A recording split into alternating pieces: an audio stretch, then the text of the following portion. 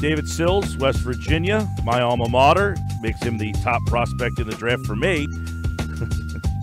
No, I do find him to be very intriguing. He's got an unbelievable story. We'll talk more about it with him right now on the Boardwalk Honda Hotline as West Virginia wide receiver David Sills joins us now on the Sports Bash Live 97.3 ESPN. Were you a Towers guy, David? Did you live in Towers? No, I actually lived in Lincoln. Lincoln? That's right across the street from Towers. See, that's how old I am. There was no Lincoln. Yeah, now there's they've got Oakland, which is like brand new. Yeah. You know, I was so old when I was there. I'm not even that old. I'm only 42. The rec center down there, they were just starting to build that thing. So all my money went to that rec center, so you can thank me for using it. Thanks for that. You've got a pretty intriguing story for people who may not have followed. Now, you were a Bolitnikoff guy in 2017, and then, look, you decide, all right, I'm a finalist for this award, but I'm going to go back to West Virginia. You had Greer. So did you think at all about leaving after that season to go to the draft, or were you definitively like, I need – because you don't have a lot of experience playing wide receiver? Yeah, I mean, I thought about it. You know, like what you said, not a lot of experience, not a lot of film was a big factor in, you know, thinking about coming back. And obviously had my quarterback who announced earlier that he was going to be coming back, which is always nice for a receiver to know that they know who's throwing them the ball. So really, you know, to come back and just get more experience and have another year, have another off season under my belt. You know, of training as a receiver, just, you know, looked at it as it would be that much more beneficial for me to come back and play another season, have a whole another season of film under my belt. Now, when Greer decides to come back, is it automatic for you?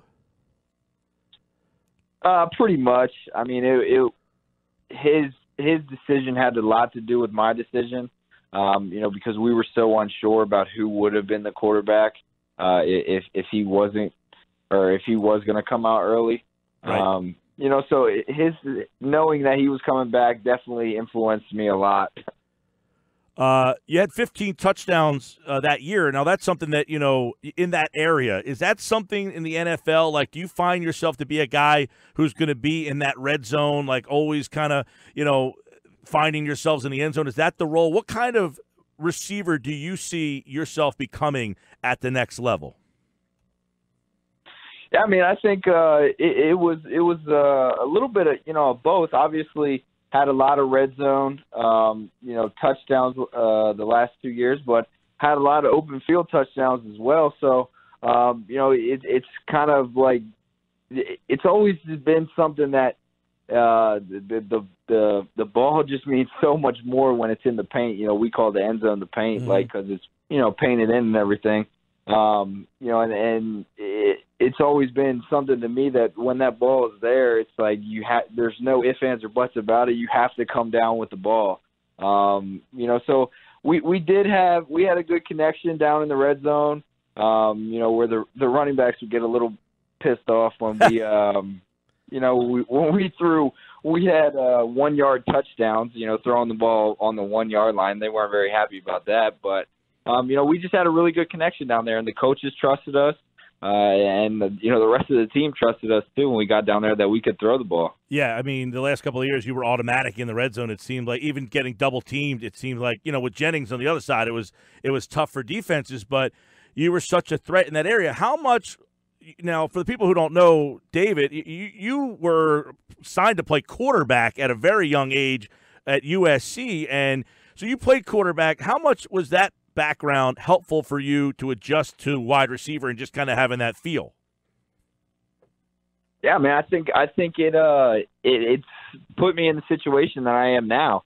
You know, obviously had to learn a whole bunch of technique stuff and you know, just training a little bit differently, training like a receiver, but I've tried to still attack the receiver position just like a quarterback would with the preparation and the film study, you know, because I think it's beneficial to when you're out there playing, knowing what the quarterback's seeing, knowing what he's looking at, knowing what he wants out of his receivers, and then going to the sideline and talking to the quarterback and the offense coordinator about what they're seeing. Because, I mean, one thing that I tried to do was they've got a million things they've got to worry about.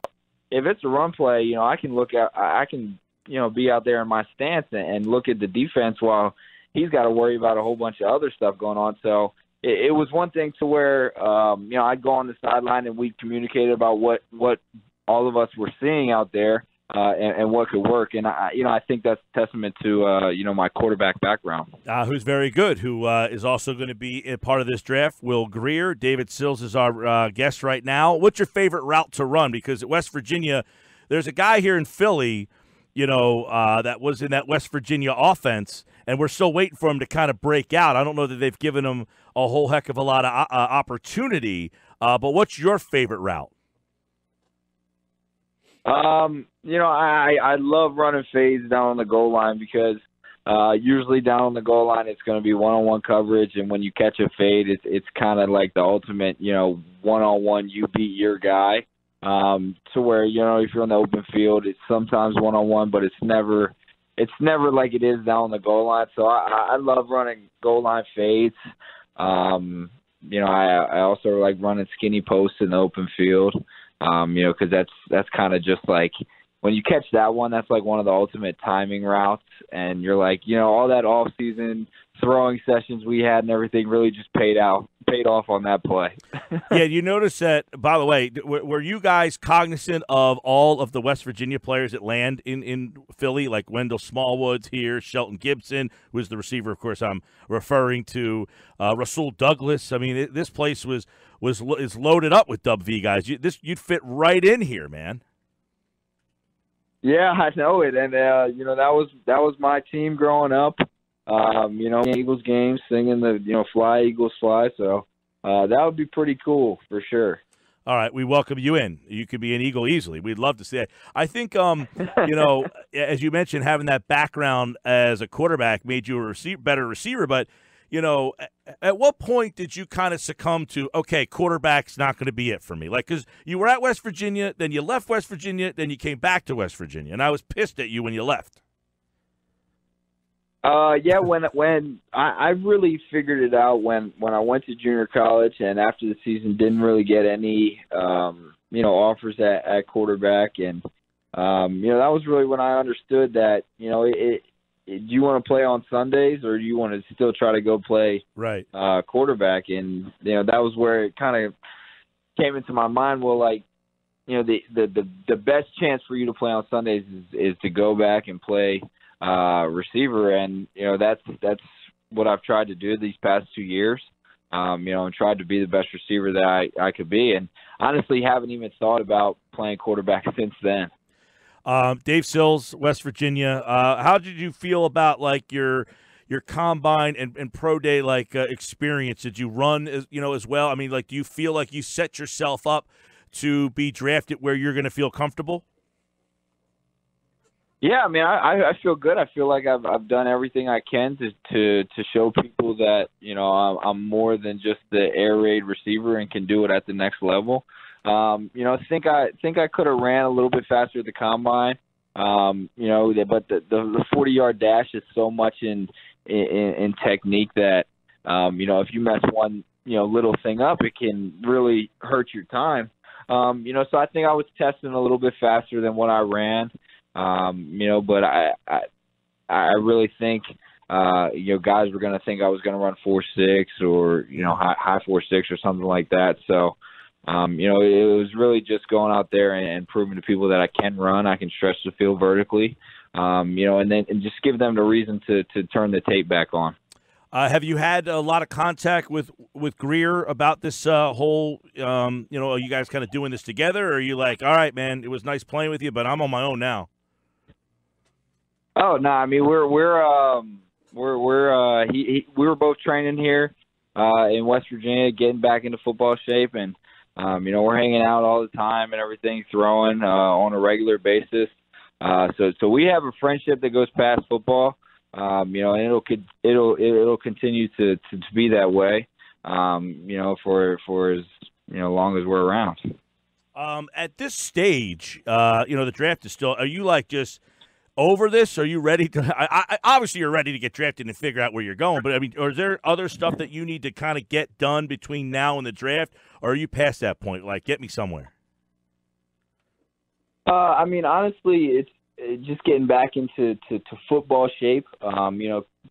Training for the combine and pro day and everything is one thing, but it's not actually in football shape to go to, a rookie mini camp and be, in your top shape and everything like that. So getting back into shape. And, one of the things I always say is everything I've done everything I can. There's really nothing more I can do. Mm-hmm. So now it's just playing the waiting game. Well, coaches, where you end up, and then like coaches, they always feel like we don't have enough practice time. Like, we need more practice before we actually play our first game. They would practice as much as possible. So that's like, if you're a draft prospect, do you still need more stuff to do, or are you at the point where, like, get me on a team and get me at the mini camps and let's go? Yeah, I think it's just really just working out and staying in shape. I mean, you know what who and what you are as an athlete. So just staying in shape, just trying to perfect your craft every day, and then waiting for that day to be called to where you're on a team. But I'm very anxious to see where I end up, and I'll be ready for mini camp for sure. I'm definitely waiting for that to come. All right, so you have a great agent. Lee's fantastic. Where do you anticipate hearing your name? Has he given you any, like, all right, maybe second, maybe third, maybe fourth? Do you have an idea of what day you'll hear your name? It's tough to tell. I mean, it's so, you hear stuff in media and everything like that, but you really never know what teams are thinking behind, closed doors and everything. So, I would probably say day 2. Mm-hmm. That's where I would think, and I think both of them think that as well. So just that's where you kind of just see, who, where, and when I'm going to go. Day 2, you could go, it's the 33rd pick, or you could go, with the end of the 3rd round pick. So. Now, there's a huge difference there. Dave Sills is our guest out of Bear, Delaware, which is in our listening audience. They can hear us down there in Bear, Delaware. Did you get to West Virginia and be like, how the heck am I here? Because that's how when I went to WVU, I was like, how did I end up here? I'd walk around the streets like pinching myself. Like, am I really in Morgantown, West Virginia? And then you find at the end, like, you love that place. Like, you almost are sad to leave. Like, when you decided on West Virginia, because you originally were going to go to USC, and then when reality hit that you're in West Virginia, were you like, how the heck did I get here? Yeah, I mean, it was definitely a lot different than, Southern California is a lot different than Morgantown, West Virginia. But I had two buddies I played high school ball with that both played at West Virginia and were playing as freshmen. So, I used to come up and watch them and just build a relationship with the coaching staff. And that was really my in for West Virginia was, coming up and watching them. What's worse, Holgerson's hairdo or Huggy Bear's sweatsuits? Hoge's hairdo is pretty bad. But he rocks it. No, he loves it, man. I mean, he embraces it, and we wouldn't let him cut it last year. I mean, that thing was it was bad at the end of the season. He couldn't wait to get a haircut, but we wouldn't let him cut it all season. I always wondered, did the players bust his chops with that hairdo, man? That was awful. Yeah, we did used to mess with him, and we'd go up to him and give him noogies and stuff like that. But we didn't want him to cut it all season. He grew it out all season. Yeah, he did. You're watching games like, yo, is this guy does he not know that it's not a good look for him? But now we know why. Dave Sills. He embraces it. Yeah, he does. He loves that thing. And Huggy Bear, I love his outfits, man. He's the best dressed coach in NCAA. Is DP Doe still alive in Morgantown? Yep, DP Doe is still alive in Morgantown. Is Sports Page still popping too? Is Sports Page still open? Sports Page is still open. Whew. All right, I love it. Dave Sills, West Virginia, Bear, Delaware, hopefully Philadelphia Eagle. We'll find out on April 25th, 26th, 27th, the NFL Draft. David, appreciate it, man. Good luck. Yeah, thank you for having me on. You got it. Pleasure talking to him.